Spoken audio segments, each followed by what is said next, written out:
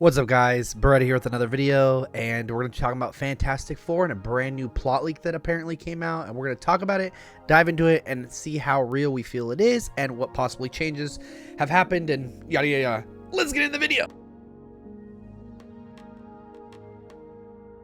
Alright, so to start it off, you can look, 3,068 subscribers. I am super proud of it, and I appreciate all of you. We have gained over 60 followers in the or 60 subs in the last 28 days. Obviously, it's really been like a week since I put out that Doctor Doom video, which you guys really seem to like.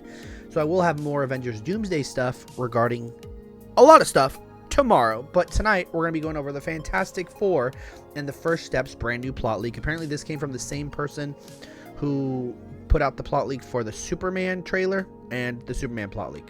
So let's get into it. It begins with a late night talk show celebrating 4 years with the Fantastic Four, with a retrospective of their origin and adventures so far. The Fantastic Four are supposed to attend, but can't, as they're busy fighting Red Ghost, John Malkovich, and his Super Apes. We obviously saw that. We knew that John Malkovich was going to be in the film, as we saw him in the trailer with the long hair and the beard, and people were like, maybe he was Doom from the future or whatever, but no. We already knew he was a person. They're also going to have a highlight reel of other villains that are coming around, like Moleman and some other ones. But the coolest part about this is obviously with the 4 years in the Fantastic Four, it's giving us a reality of how long they've been, you know, the Fantastic Four, whether they've been there the whole time, whether they came from another universe, which was the 616, which was an original rumor, whatever it is. I love that they're also going to be talking about their origins and their adventures. So obviously they're going to learn that they went up to space. They're also going to learn all the different things that they've done, fought. Maybe we'll see Doctor Doom in the background. Who knows? But I like that it's on a talk show and it's giving us a different perspective. They're the height of the height. They're the only heroes in that universe. But next up, let's get to the next part. Paul Walter Hauser plays Moleman, the Fantastic Four's first villain who lives in the underground kingdom of the subterranean. He's not actually a bad guy and helps them save the world in the end.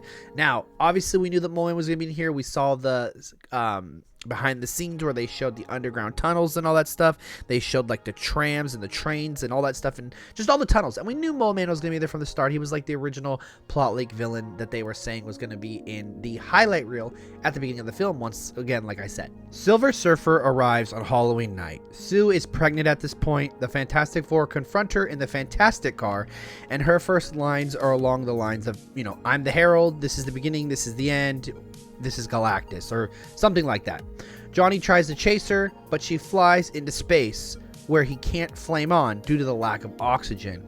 Now, that's kind of like a reminiscence of the whole Chris Evans thing when Norrin Rad picked him up and went all the way to space and, you know, dropped him at the end. I thought that was a super cool scene. Obviously, we had the Silver Surfer going through the bus, going upside down on the board and whatnot, and Johnny speeding through the city. Love that. I hope they top that, honestly, because that was such a great scene that I don't know what else they would do. Like, I don't know how you can make that scene that much better. Now, this is where it starts to get interesting. The Fantastic Four go to space to confront Galactus. Sue goes into labor, and baby Franklin is born. He has a rare genetic anomaly that gives him godlike molecular manipulation powers. So we don't know if he is a mutant or if it's just caused by, you know, the cosmos. Galactus offers to spare Earth if the Fantastic Four give Franklin to him, as he plans to use Franklin's powers to revive his dead universe. But the Fantastic Four naturally refuse. And yes, obviously, Franklin Richards is the only one who is strong enough to help Galactus be himself again, be normal again, and whatnot. But they don't want to do that because obviously, who's going to give up their kid? That's insane to even think about. But the next part is actually interesting what the people of Earth actually do when they find this out. Earth's population actually turns on the Fantastic Four because they refuse to give up Franklin. And at one point, they storm the Baxter building and get this, they beat up Herbie. I don't know if they're going to rip his arms off, they're going to pull his head off, what they're going to do, but the population storming the Baxter building would be so cool. I mean, if I remember in the comics, there's like a shield and stuff, and most people can't get through, besides like the Sentry, and very few people. But how cool would it be to see like the Fantastic Four being loved and whatever, to all of a sudden just being a riot, just their stuff starting to get destroyed, them breaking through their security, they're breaking through the doors, you know, the Fantastic Four's trying to get away, they like get into a ship and they like get out of there because obviously there's too many people and they don't want to hurt them. And obviously it's like, what are you supposed to do when there's a mob? Like, they could knock them all out, but that's just going to hurt their reputation even more. Next up, Natasha Lyonne plays Sharon, a woman who hides Sue and baby Franklin when they go on the run. Moleman shelters them at Subterranea, and Sharon later convinces him to send his moloids to rescue the population and hide them in the Subterranea while the Fantastic Four fight Galactus on the surface. So essentially Natasha, I'm assuming, is going to fall in love with Moleman or something weird's going to happen. But he listens to her. He likes her or whatever is going on, or she understands him, or she was kind to him. There's going to be something along those lines.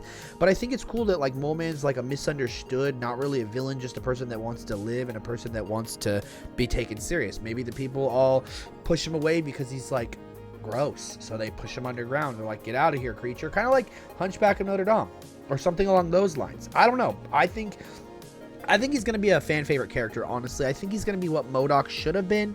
Probably comic relief. Maybe he's going to have a weird accent or voice or whatnot because he's kind of like a creature person. But at the same time, I think he's going to do well. He's going to do what MODOK couldn't do, essentially. That's my 2 cents. After the Fantastic Four defeat Galactus in the end with Silver Surfer's help and ride off into the sunset at the public cheers for them, Moleman and Sharon get together. Wow, I could have said that. And obviously, LaBall, she flies away wherever she's going to go. They defeat Galactus. I'm assuming they're probably just going to scare him off or something along those lines, and he's just going to retreat. I don't think they're really going to defeat him. If they truly defeat him, it's going to be stupid because Galactus is such a big threat that I feel like he could come back in Secret Wars or even in Doomsday. Maybe they use him in Doomsday to eat some worlds. Who knows? But, yeah, it sounds good. Obviously, you know, Sharon and Moleman getting together, once again, like I just said, I feel like that's kind of an obvious thing as she's the one person that shows him compassion. Kind of obvious. And now we are at the home stretch. Ends 1 year later with the same late night talk show celebrating 5 years with the Fantastic Four. The Fantastic Four are supposed to attend, but again, they can't because they're saving the world. Fantastic Four, always busy, but they're always there to have dinner at 7 o'clock on Sunday on the dot, except for that one trailer because then they were late, which obviously it's because Sue was pregnant. We saw a picture after that. But yeah, it sounds like a good story. It kind of sounds like there's nothing super about it. It's just like another movie, like another, oh, okay, this is just another world kind of thing. Very anticlimactic. They got to beat Galactus in a certain way. I'm really hoping they show the Ultimate Nullifier because they did use that as one of the 5 books that they were giving us for free to look over. Was the first appearance of the Ultimate Nullifier and the Watcher, but not the first appearance of the Watcher, but the Watcher being in that book. So I'm assuming it's going to be all hope is lost, and then they go and the Watcher helps them find the Ultimate Nullifier while maybe the Silver Surfer and the rest of the gang are fighting Galactus, and Johnny grabs it and hands it to Reed, and Reed's like, get away, and Galactus is like, oh, you know, something along those lines, but whatever. And then obviously they didn't talk about Doom, and yeah, it just ended like there was no incursion, Galactus not eating worlds, so I don't know how I feel. It could be real, it could not be real. I'm probably going to say the older plot leak was real. This one maybe has little bits and parts of it, like the Moleman thing, like the beginning of the movie, stuff like that. But, you know, I feel like we need to have Dr. Doom, which they said he wasn't in the film. They didn't say he wasn't in the post-credits, though. I think he needs a little bit more than that because I feel like they need to connect everything, and they need the Fantastic Four to be sent over to the 616 to tie up and say how they met so-and-so and how this stuff is coming and whatnot, and they need their help to do all this. But let me know what you guys thought. Did you guys enjoy it? Once again, make sure you guys give this video a thumbs up and a like, subscribe. Let's try to get to 4,000 by the end of the month, if possible. If not, we tried.